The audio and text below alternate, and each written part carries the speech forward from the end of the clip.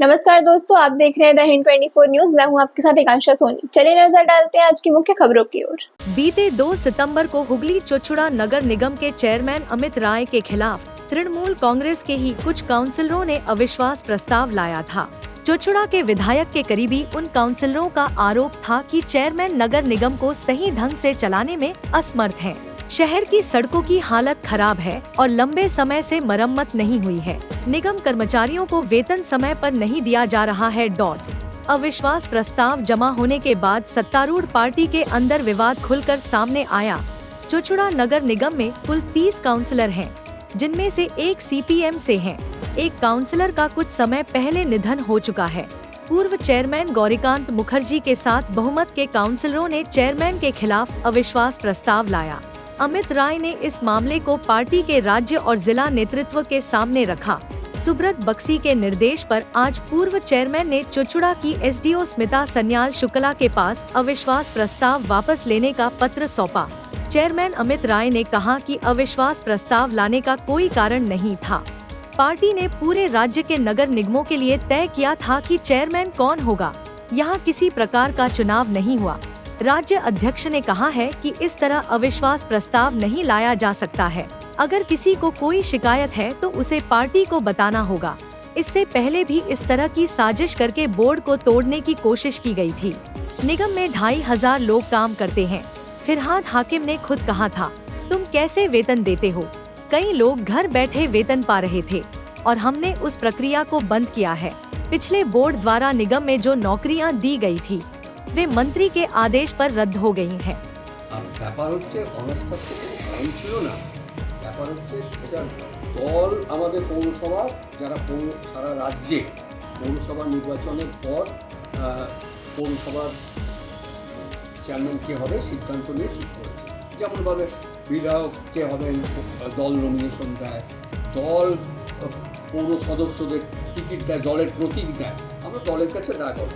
আমি আগেও বলেছি যে দল যদি আমাকে বলে যে তুমি ছেড়ে দাও, আমি ছেড়ে দিতাম। আমি তো বড়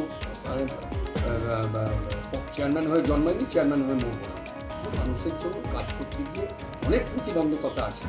আসলে আগের বার 2-3টে টার্মে যারা চেয়ারম্যান ছিলেন তাদের অনেক দায়বদ্ধতা থাকে। আমি তো 2 বছর হলো সবটাই তো হয়নি। মানুষের এই যেসব কথা বলা হচ্ছে সেটা দল প্রথমেই বলে দিয়েছেন যে এরকম কিছু করা যাবে না।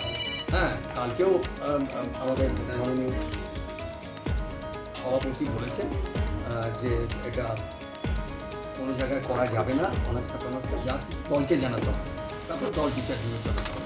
ওটা দলের কাছে আমরা দায় করব। দল যেটা সিদ্ধান্ত নেবে সেটাই চূড়ান্ত। আপনার কাছে এসেছিল তো কিছু বলেছে? আমাদের কাছে এখনো কাগজ কিছু আসে।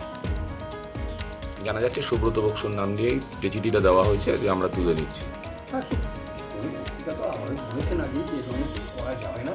আমি যেদিন থেকে আমাকে চেয়ারম্যান নিযুক্ত করেছেন মমতা বন্দ্যোপাধ্যায়, অভিষেক বন্দ্যোপাধ্যায়, সবাই থেকেই এরা এইসব করছে। হ্যাঁ, তাদেরকে বারে বারে বলা হচ্ছে, কেননা ব্যাপার হচ্ছে একজনই আজীবনকাল চেয়ারম্যান থাকবে এবং তার আপনারা জানেন তার সময় এই চাকরির দুর্নীতি হয়েছিল। হ্যাঁ, ফিরহাদ হাকিম, আসল রাগটা কারণ হচ্ছে ফিরহাদ হাকিম সেই একটা তদন্ত করে সেই পরীক্ষাটা বাতিল করেছিলেন। এটা হচ্ছে মূল বিষয়। তারপরে আরও বিষয় আছে, এসব করছেন। আগে তারা এইসব আশিস সেন, আমরা যখন 95 বাম আমলে ভোট পেয়েছিলাম, সেই ভোট ভাঙার পেছনে তাদের হাত ছিল ষড়যন্ত্র। তা সেই ব্যাপার এবং এইসব রোজগার পাতি এবং 2000-2500 লোক সারা রাজ্যে ফিরহাদ হাকিম নিজে বলছেন তোরা এত লোক কী করে মায়না দিস। হ্যাঁ, তা আমরা তবুও 1 মাসে মায়নাটা দেরি হচ্ছে, কিন্তু আমরা দেওয়ার চেষ্টা করি, সবটাই মেটাবার চেষ্টা করি। কাজ না করে কোনো মায়না দেওয়া যাবে না। বাড়িতে বসে আছে মায়না পৌঁছে যাচ্ছে, এই অবস্থা চলছিল। আমরা কাজে নামিয়েছি তাদেরকে, যতটা সম্ভব ধরতে পেরেছি। এখনও আছে, এখনও সবটা পারিনি। তাদেরকে কাজে নামিয়ে কাজ করতে হবে, কাজ করে মায়না দেওয়া। আমরা কাউকে কাজ থেকে বসিয়ে দিচ্ছি। এটা টানাপোড়েন চলছিল, এখন কি অনেকটাই আশ্বস্ত মনে হচ্ছে নিজেকে? টানাপোড়েন মানে কি? আমি কোনোভাবেই, আমি দলের একজন অনুগত সৈনিক। আমি 72-73 সালে মহসিন কলেজে জিএস হয়েছি। তার আগে 67 ভূপতি মজুমদারের হাত ধরে আমরা রাজনীতি করতে এসেছি। সেই সময় থেকে টানা রাজনীতি করছি। আমরা দলের অনুগত সৈনিক। দল যেটা বলে আমরা সেটা করি। তার বাইরে আমাদের কিছু ব্যক্তিগত কোনো ইচ্ছা বা ব্যক্তিগত মত প্রকাশের কোনো অধিকার নেই। আপনার বিরুদ্ধে যখন অনাস্থা করছে সেটা সাধারণ মানুষ আপনার দলেরই কাউন্সিলররা অনাস্থা নয়। না না, সেটা তো দলের কাউন্সিলর বলতে কারুন অনুগত। কেউ তাদের ভয় দেখাচ্ছে, বলছে তোদের আসছে বা টিকিট দেবো না, এতে যদি সই না করিস। এর আগেও এই ধরনের ঘটনা আছে।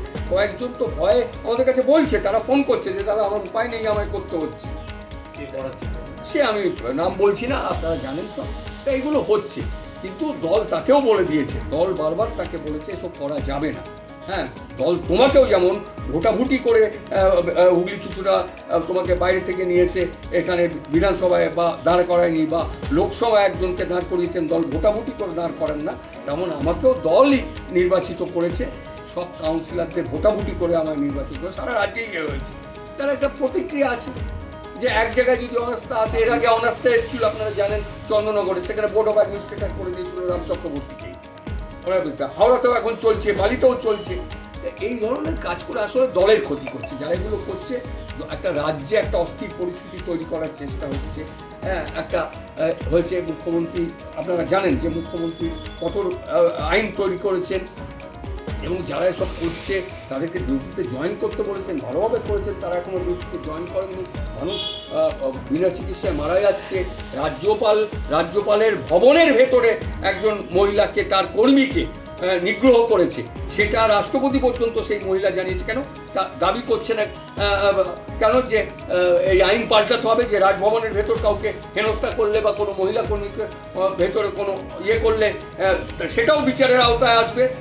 সেই হেনস্থার অভিযোগ তো আপনার বিধায়কের বিরুদ্ধে উঠছে, আপনার দলের কর্মীরা। সে যেগুলো যেখানে যারা করেছে সেসব বিচার হবে, সেগুলো দল দেখছে।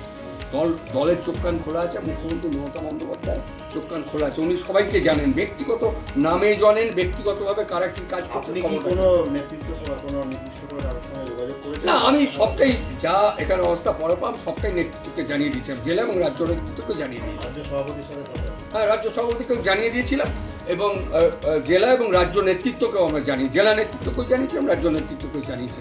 তারা একই কথা আমায় বলেছিলেন, এসব নিয়ে চিন্তা করার কথা নেই, দল সিদ্ধান্ত নেবে। এই ঘটনায় কি যারা আপনার বিরুদ্ধে অনাস্থা আনছিল তারা ব্যাকফুটে চলে গেল?